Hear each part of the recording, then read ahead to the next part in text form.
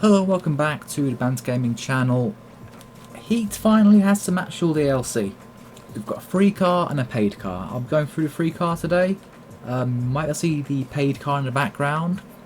I won't be talking about that one just yet. I'll be doing it when I've finished the missions for that one and I can actually give you a walk around the car. But yeah, DB11 Volante was the free car because it's just a variant of an existing car. So that's cool actually that they've actually done that. I don't know who to thank for that, Ghost or Criterion at this point. Here we go, nice little cinematic for you. Yeah, just a convertible version of the DB11 that we already have. Except this version has a KS kit that you unlock through the new black market missions that you get with every car, every DLC car. Paid or free, they all have their own set of missions, which is pretty cool. Each sort of round of missions will give you a new part, like a spoiler, fender, bumper, etc. And you unlock them all, you know, in turn, and eventually you can make the car from the trailer that needs to be released for the car, which had that really weird front end with the halo, not even a halo, it's like a Aston Martin shaped halo light. Let's just dive into it.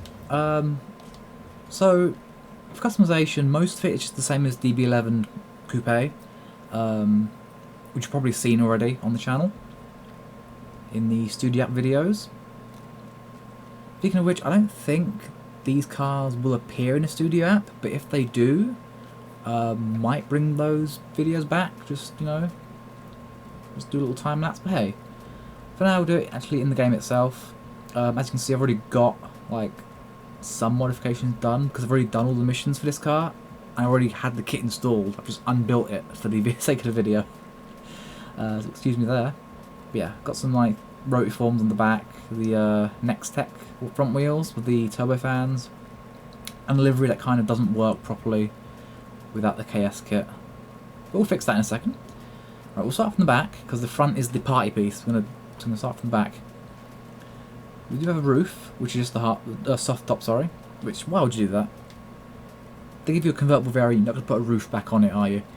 Lights, I'll turn them on, is just making it darker or lighter, but only sort of the outer lamps get tinted, not the inners, which is kind of weird. So I'm leaving that. Sound system is the same for every car. Spoiler, right. Gloss over that one quickly. The speed down spoiler is like a really long carbon ducktail, which is pretty cool. These are all the same as the DB11 Coupe, by the way. So, you know, if you already know what these look like, then just bear with me for a second. You got speed hunt's wing on most cars. It's kind of tilted backwards a bit on this. And you got a Voltex wing, which looks just as crazy as the KS one, so there's an alternative for you. Alchemist, sort of, I think it's like a Perspex or a Lexan spoiler there. And the speed doesn't wing, just really low mount. Not too bad. Now the real reason you're here. The massive KS spoiler. Look at that. Kind of like the one from the from Joe's Polestar, but it has a middle piece to it. Yeah, that's crazy, that's awesome. So yeah, there you go. Rear bumper, you have two, and neither a KS. There's no KS rear bumper. So if you want vents or a cow or stock, up to you. There is no KS diffuser.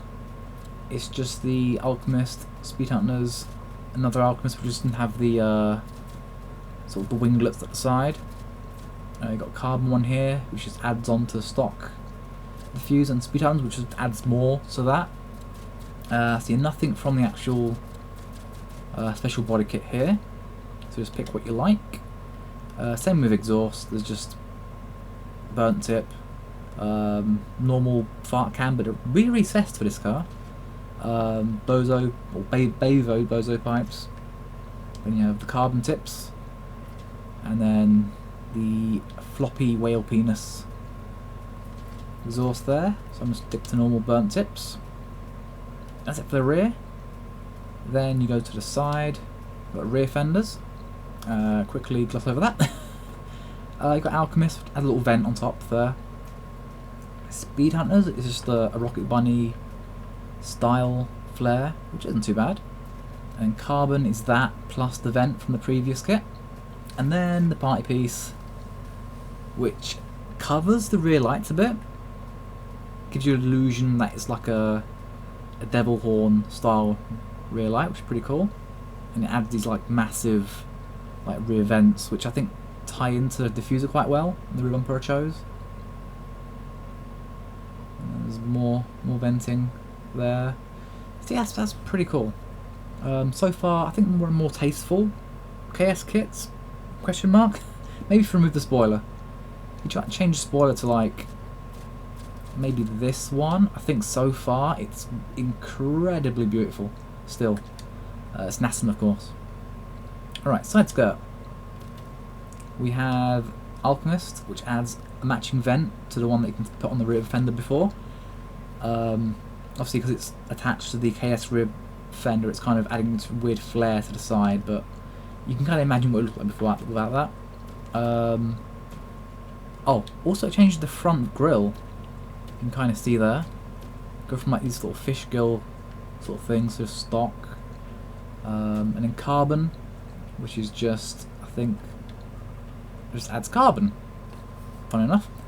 And then the party piece, the actual KS one, not as extreme as other kits, but still, yeah, it's got something to it. Moving on, mirrors. No new mirrors here. I'm not a fan of either of these, to be fair. Front fenders. You've got Alchemist, which just adds these sort of racing vents to the front, top, sorry, but then it kind of interferes with the side ones, so maybe if you do it with the one of the side skirts that I showed you, it might look good, but on its own, nah. But there you go. The KS one obviously ties into the side skirt well, and even on the stock front bumper it does match, so that's cool. And then you've got your hood, you've got your stock, which has your 4 vents there. Alchemist, which removes the middle vents but then adds these kind of cheese grate looking ones. And then these huge, like, I don't know, laundry chutes?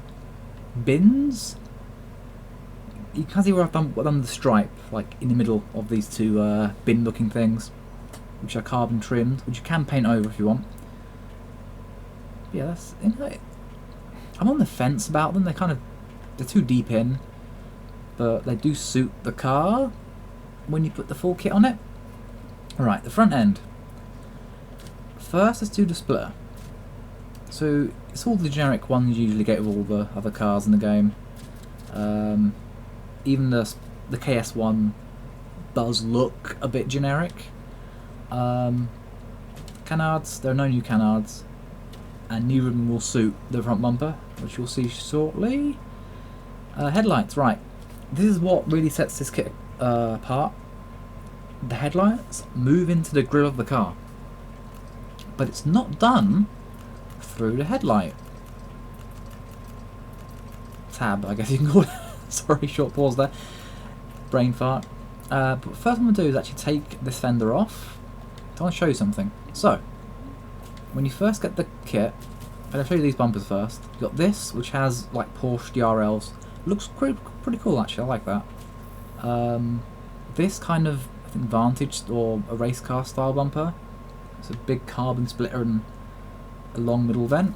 And then this, which is like the DB9 kit from Carbon, I want to say. I think. It's alright. Look quite OEM actually. But yeah, here's the KS bumper. Massive SCHNOZZ, but the headlights are still where they used to be. That is because it has to tie into the fenders. You see? Now you see this monstrosity. Jesus Christ. And yes, if you're wondering, you can tint it using the headlights. So there's your sort of your your chameleon tint there, your like a light blue, yellow. Actually looks pretty good, actually, yellow. The black or dark tint does not look very good. But I went from purple because it matches my car. And there's just stock white. There you go. And I'll just show you the canards. Do not suit whatsoever. Just look really tacked on. So yeah, there it is. The DB9 Volante with the full KS kit. Looks absolutely amazing. Mine isn't 400 plus because I've gone for the 3.9 litre V8. It just sounds a bit better, and the car handles so good with it. For those who don't know, different engines do affect handling slightly. What I found is this engine makes the car handle really sharp. It just lacks top end compared to, say, the best engine, which is the Forged V6 from, I think, the GNX, and it gets 1400 horsepower, which is amazing. But yeah, there you go. Let's give you a little circle around. I personally really like what they've done with this DLC. It's not...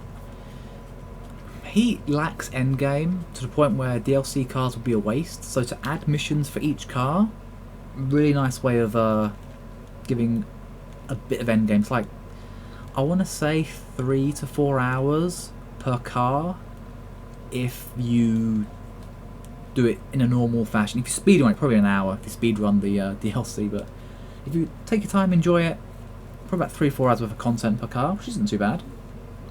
So yeah, thank you very much for watching. Leave your opinions in the comments below. Do you like the car? Do you like the DLC? And yeah, as far as the Let's Play goes, we'll be doing the black market stuff after the main story, I think, because it's just too much, I think, to be doing this mid-story in a Let's Play. Yeah, there you go. I will see you guys on the next one. Shout out to Tyler49877.